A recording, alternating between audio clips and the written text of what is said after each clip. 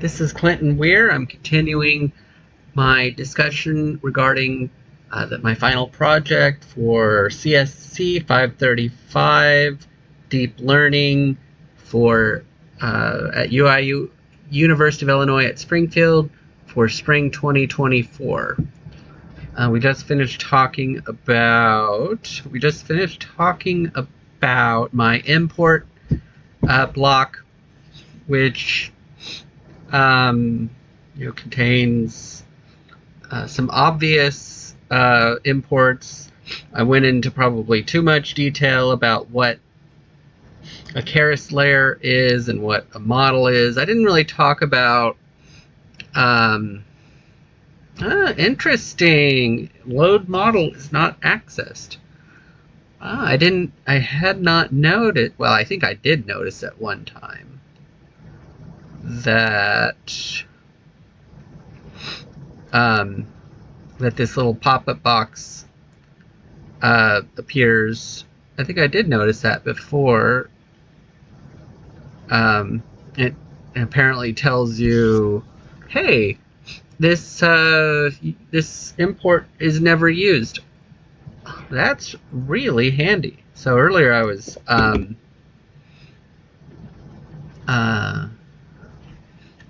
trying to figure out why I have this import for utils, keras utils, and I think it's scaffolding or artifact. An artifact, as I tend to call.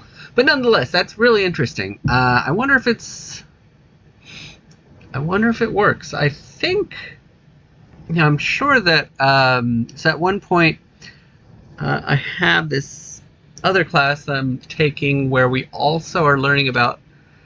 We also learned a little bit about convolutional neural networks, and in that class, the project we did was we built our model using different code, superficially different code, and so in that class, that's where this load model came from. I'd imported some code that I'd used in that class, and in that class we did we used what do we call it? Gosh, what did we call it? We use it in this class to checkpoint, I think. So we use checkpoint, and it's a callback, of course. And then what we did is we had two different Python scripts. One of them we trained a model and we saved it with this checkpoint or checkpoint. We saved the model weights after. Actually, we did it after every epoch, which I think was excessive.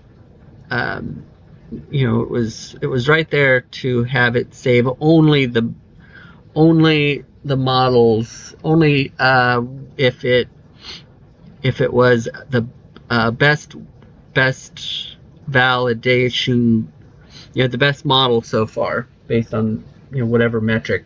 So it was right there, but in that class we saved after every epoch we saved the weights. No.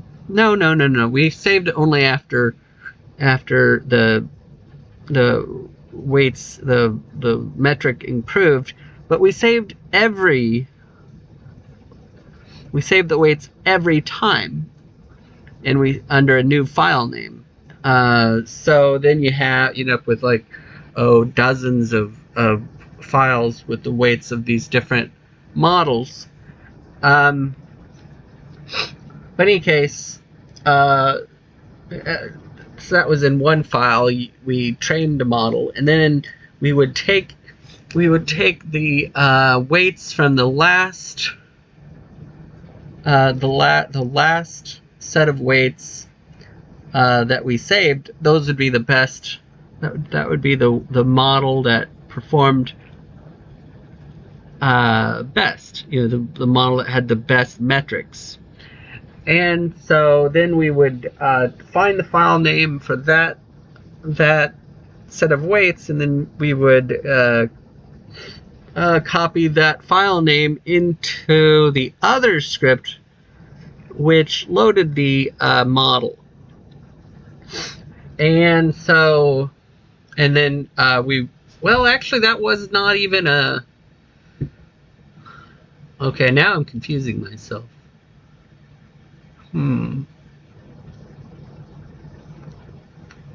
So there's the thing that I'm thinking of actually was a recurrent model that we were training.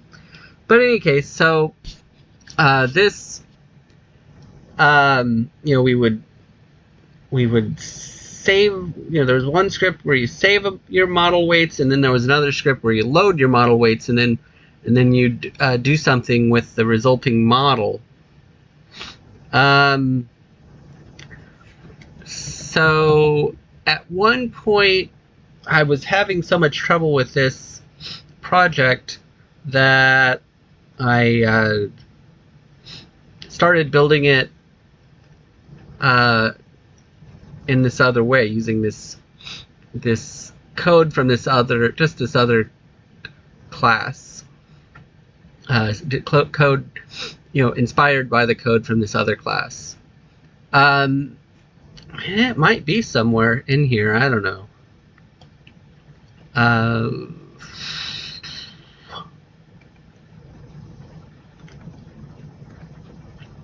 Yeah, this is the thing. So you had your early stopping, you had your model is sequential, and you'd add these different, you'd use the add method on the model to create these different layers. Now this is not well, I don't know, maybe it is. Maybe it'll have something in there about saving the models. It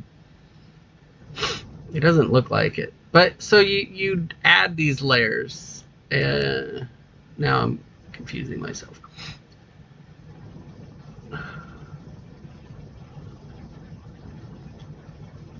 But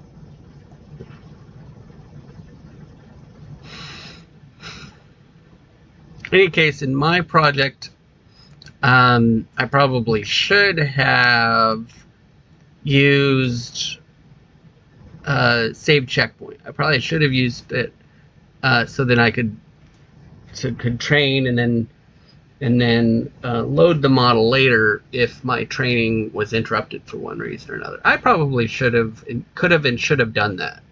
I have no excuse for having not done so, but it doesn't look like, I'm sure that I never implemented the thing to load the weights, but I did at some point import the code to do so. And gosh,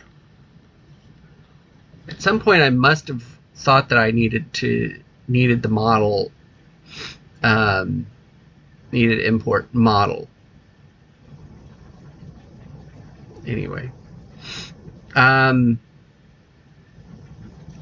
this point, that's an artifact. So the purpose of this video is, now that we've gotten off on such a long tangent, the purpose of this video is to talk about these display functions, which are different, various things that will display information in one form or another. So I have this import statement. I'm going to use the pyplot from matplot library. I don't remember what necessarily how you pronounce that, but so I'm going to use this to display images and display learning curves.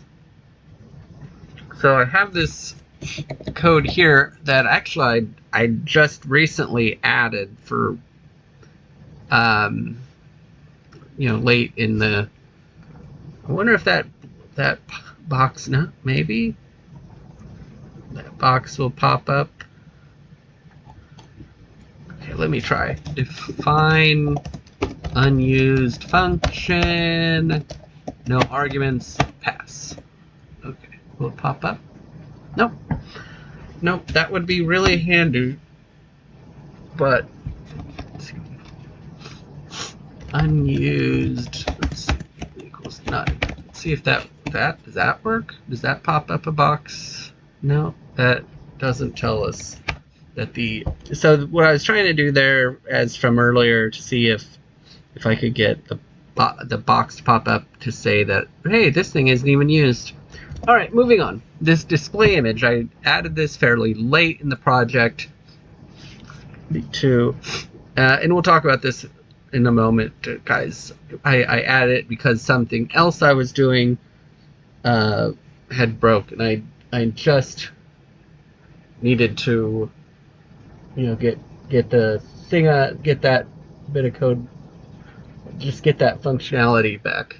That's my recollection anyway. And what this does, you pass an image into it and a label, and it displays that image with that label. Pretty simple. And it just I'm going to contrast it with the next function, which displays multiple images in a 3x3 grid. So in this next code specifically displays images from a data set. So you can, I can pass it my my training or validation or testing data set, and it will display. Now it says random. Gosh, I think take is random. It won't tell me anything about that function, but I'm pretty sure it is random because when I've done this method, shit, I forgot. I'm not running this code as I go along. I have everything. I've already ran all this code, and I'm just going through, at this point, I'm just going through and explaining it. So at some point since I ran the code, at some point since that time, I have a new kernel session. Yeah. So every time that it does this take function, it's getting a different, it's somewhat random at least. So the reason why this function does not use this random images function does not use the display. I mean, that would be what you would expect, is that you would use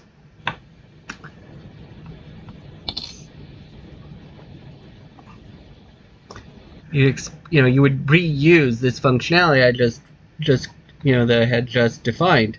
The reason it doesn't is because this display image function displays one image, whereas this other function displays multiple images in a grid, potentially multiple images.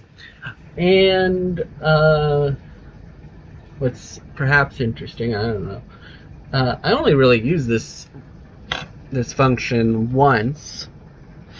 I'm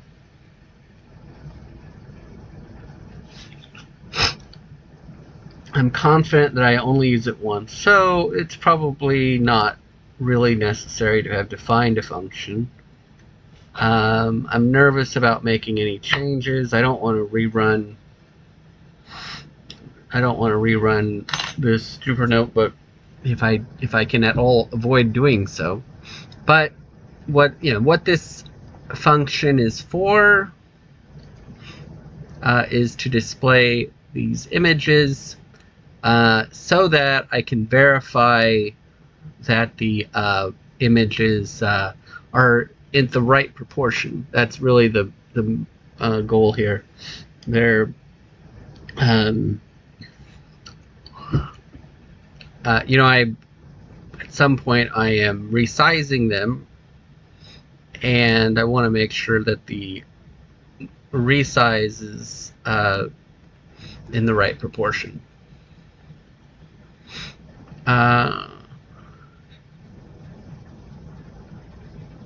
So this is code that we've used. If I recall, we've used this code before during the semester. The key thing, the label in the random images, the label is using this category list I defined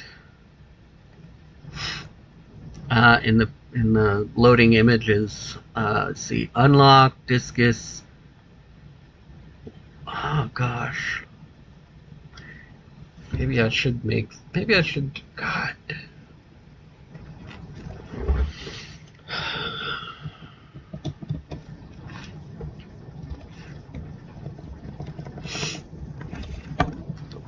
Maybe I need to make sure every label appears.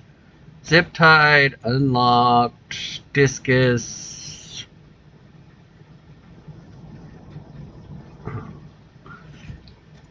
Earlier I found a spot where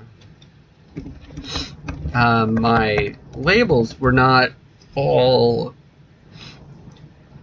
the names were not all correct. Zip tied, discus, unlocked, padlocked.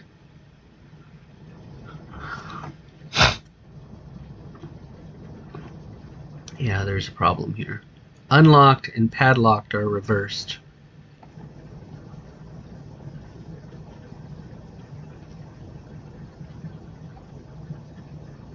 Interesting. Oh, I guess, so what I mentioned earlier is that these category list values are not the same as the directory. I'm sure this is what has happened. The category name is not necessarily the same as the directory name of the directory that is associated with that category. So this ordering is probably correct. I was trying to, earlier I tried to reorder this list alphabetically based on the category names, whereas they need to be ordered by the directory names. So, good catch. Maybe.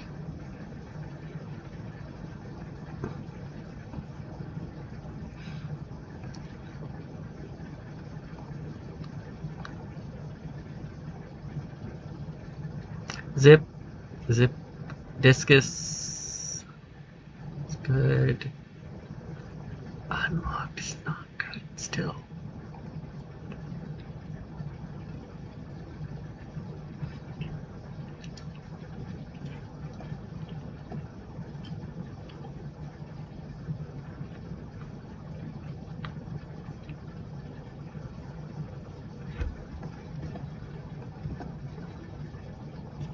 Okay, bear with me for a moment. I am working on fixing a bug. Zip tied, unlocked.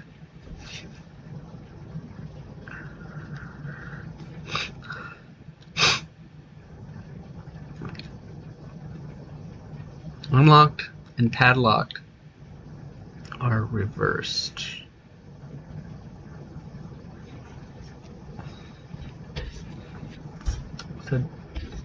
So, disk is multiple. No zip. Why are they reversed?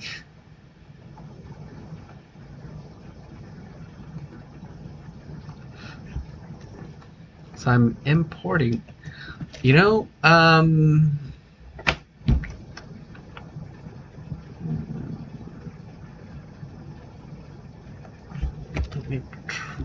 so I don't think this is.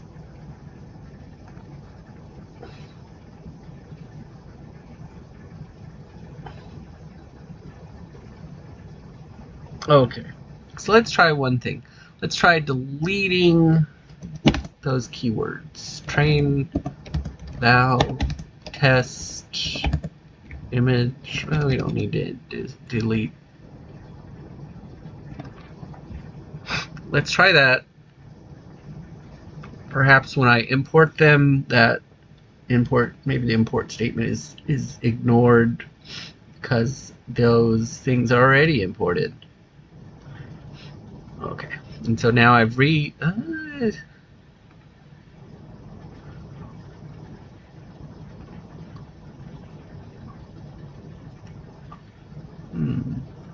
Okay, well, I'll come back to. I'll work on that in a moment.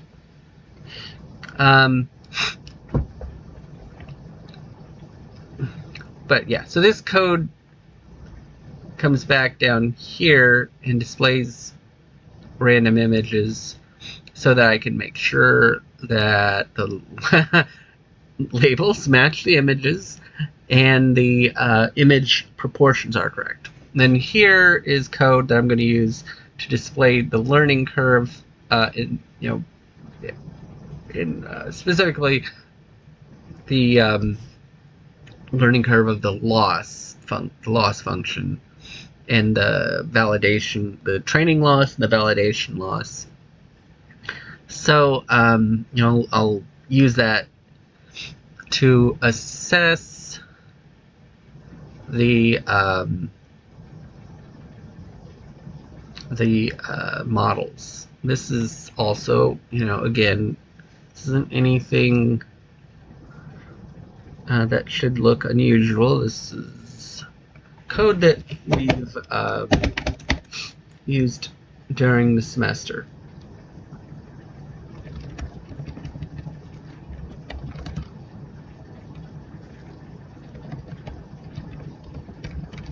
I'm going to add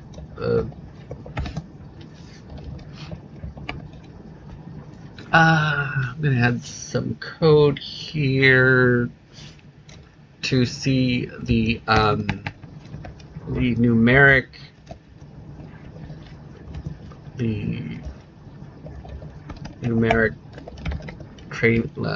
certain numeric values. Okay, so the last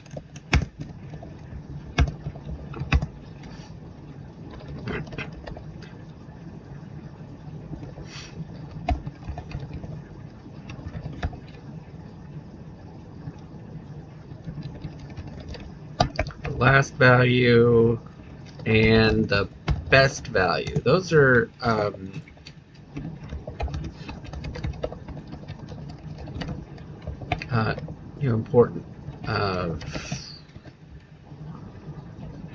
important numbers to have